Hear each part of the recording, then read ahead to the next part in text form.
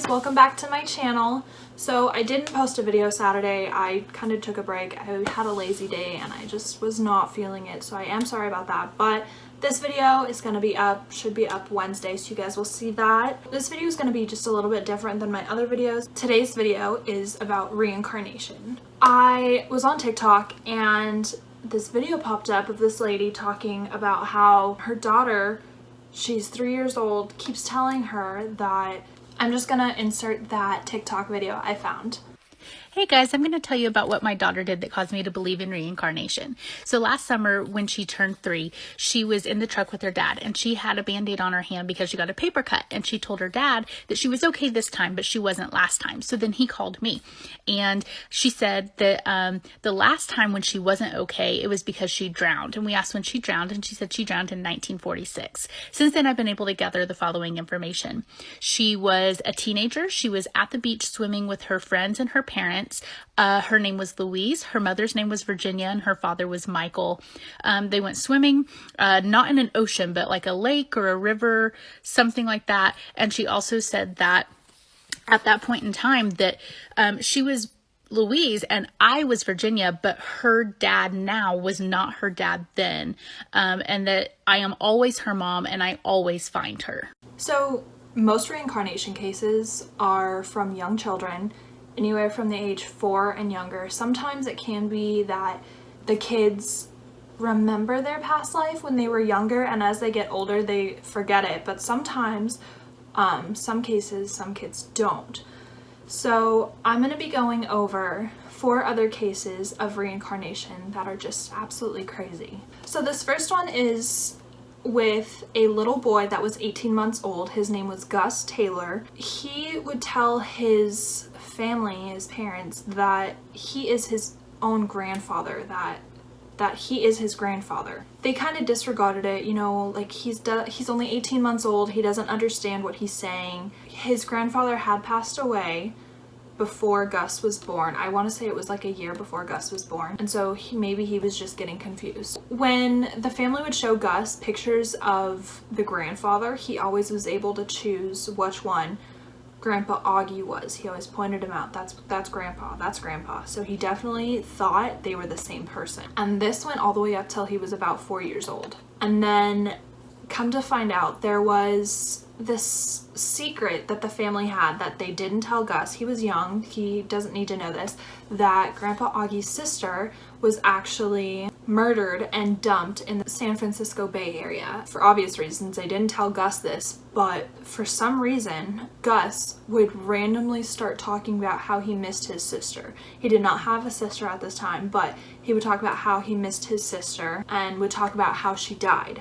That's just absolutely insane. Like, I don't know, it's weird. So the little boy said that he is his grandfather and that God gave him a ticket after he died. This ticket was gonna allow him to travel through a hole and come back as Gus. Like, that's absolutely insane. So before I finish these other cases, I'm just gonna apologize because I know I'm gonna butcher some of these names and some of these places, because the ones that I'm talking about are mainly in other places, not located in the US. So this next kid is named James Leninger. When James was younger, he always remembered his life as being a Navy fighter pilot. That was up until he got a little bit older and he just had a really bad nightmare about a plane, and he wanted nothing to do with planes anymore. And his parents were asking him, like, what's wrong? Why don't you want to play with the plane? Like, I don't understand what happened. And he kept telling them like he didn't want to go to sleep because he had a nightmare and he's scared, and that he had an accident in his plane. His parents said that he was constantly watching only kids shows on TV, so they don't know how he knew this information, but apparently he pointed out a fighter pilot drop tank to his mother and she didn't even know what it was, but he showed her what it was at just 13 years old. So this one is a little bit different because at 13 he was still able to recall a few things from his past life, but I don't think he really realized.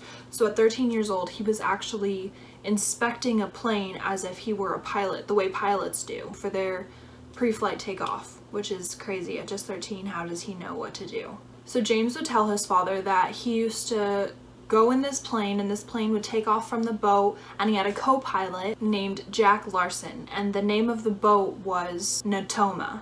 So the parents started looking into it to see, you know what's really going on here? Is the Natoma really a ship? Who's this Jack Larson? They just kind of wanted to validate to see if what their son was saying was really the truth. Well, come to find out, the Natoma was a Pacific ship, and there was someone named James Larson on board. And not only that, Jack Larson was still alive. Jack would tell his father that he got in the plane, and on his way to Iwo Jima, his plane actually crashed and he had been killed. When the dad finally looked into it a little bit more, he found out that there was a man named James M. Hudson Jr. who had indeed died there. What was weird was after that, their son, James, would actually sign his name as James III, which is weird because his name was also James in this life. So soon after, James's family contacted the previous James Hudson's sister, because she was still alive, and the sister was actually able to give James back his model airplane that she got from the Navy after he died. So this is one of the most documented reincarnations that there is. Many people know about this one, but this one is about a little boy named Cameron Macaulay. He was born in Glasgow, Scotland. Sorry if I butchered that. Since he was 2 years old, he was constantly telling his mother about an island that he knew of called Barra, and it was just off the west coast of Scotland. And he would talk about how on the island there was a big white house with big picket fence, and a ton of planes would always land on the beach, and there was a black and white dog there. And he would recall that his name was Shane Robertson. He also was telling his mother that he was killed by a car. He would draw his mother pictures of what this house looked like on this beach on the island, and how the planes would always come and land there. He would tell his mother that he missed his other mother from his past life, and that he really wanted to see her. A few years later,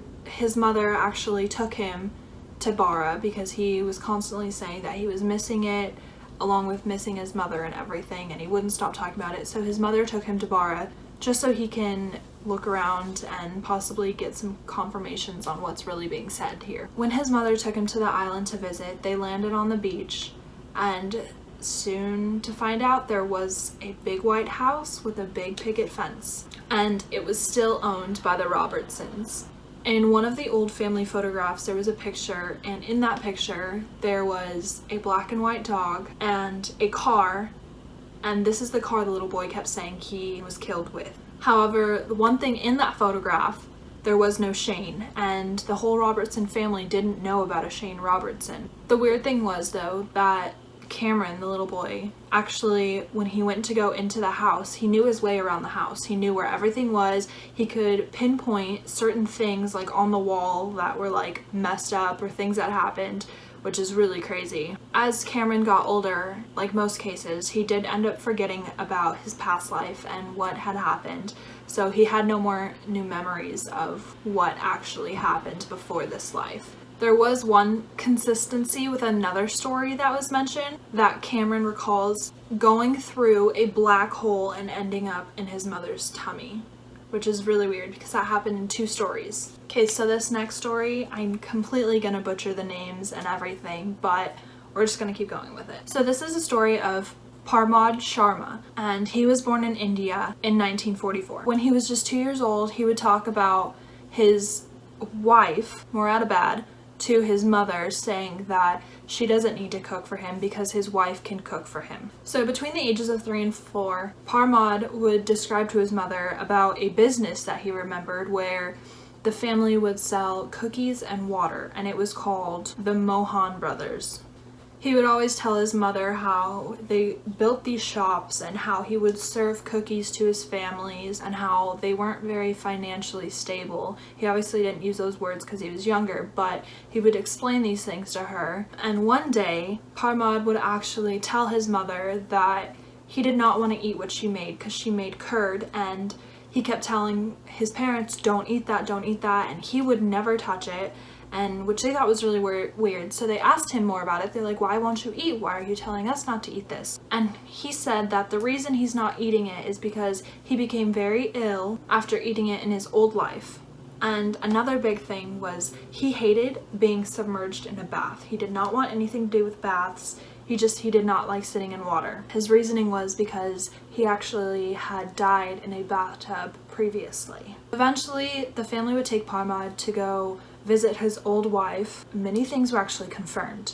So they found the family, obviously, and it turned out that they ran a soda and cookie company, and it was in fact named the Mohan brothers. The family would tell them that the manager, their father at the time, I'm not even gonna try and say the name because I am totally gonna butcher it, but their father at the time had died in 1943 after eating curd and getting extremely ill from it, and he suffered from a gastrointestinal illness, and he tried to actually help with the symptoms, or it was kind of like something to help cure it. He would take baths just to make it a little bit easier on him, and it was said he actually took a bath shortly before he had died.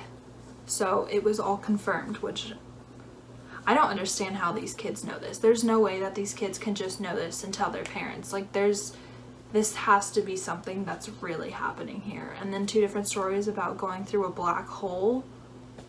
Thank you guys so much for listening to these stories. I really hope you were interested in them. If you guys want some more videos like this, go ahead and comment and let me know, or like this video. I really enjoy doing videos like this, so I really hope you guys enjoy it. And if you are not already subscribed, I would really appreciate if you click that subscribe button, and then make sure you press that little bell so that you get notified every time that I post a new video. Okay, I will see you guys next time. Bye!